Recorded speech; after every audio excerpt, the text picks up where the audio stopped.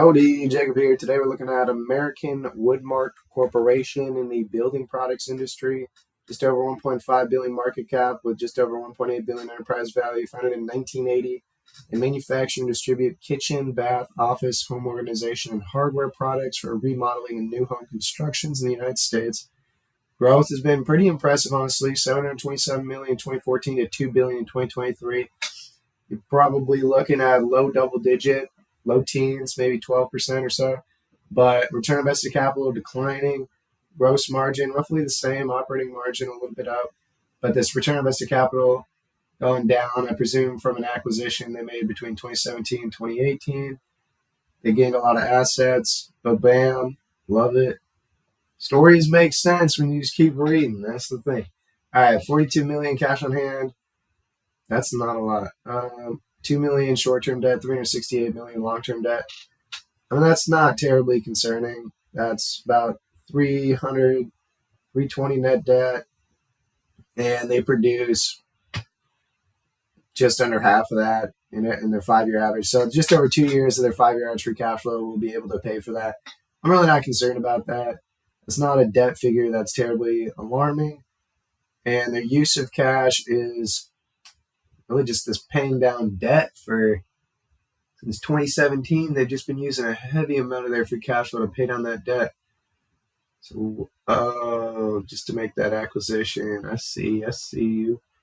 All right, so they made a big acquisition, used debt for it, and now they're starting to pay it off.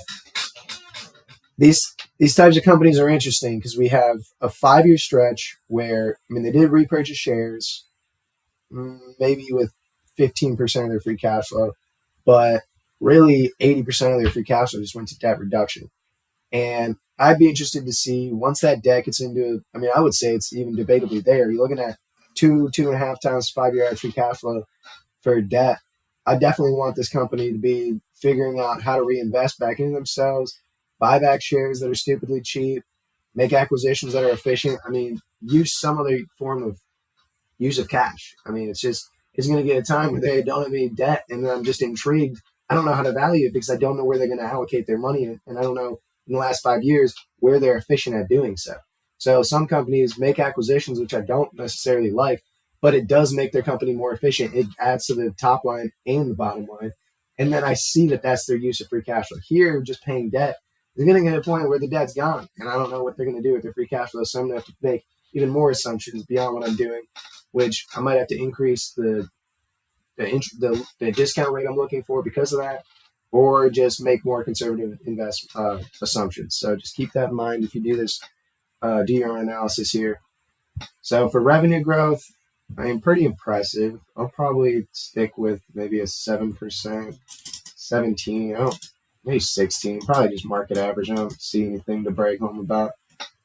4, 5, okay, so let's do a pretty big range here, 4.5, 6.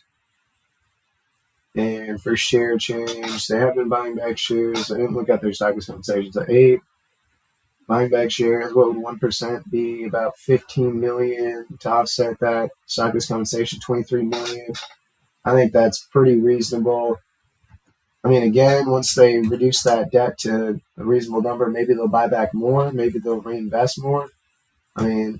We just don't know at this point. So this is really with the assumptions that I'm seeing of them just paying down debt. But really, maybe this is already being conservative because I'm just using the numbers that they've paid down debt with. If they were to use the $80 million of their 80% 5-year average, maybe they could increase revenue a lot more. Maybe they could make the company more efficient.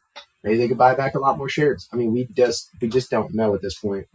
But for me, I'm pretty comfortable here with these assumptions and still dropping 35%, really not too far off. I definitely just want to be hesitant about the company based on I don't know exactly what they're doing with their free cash flow, but not to say you can't buy a company that you just don't know at a cheap enough price to where you're like, it doesn't matter if they don't do anything with the free cash flow. They could pocket it up, make 5% on the treasury yield, doesn't matter.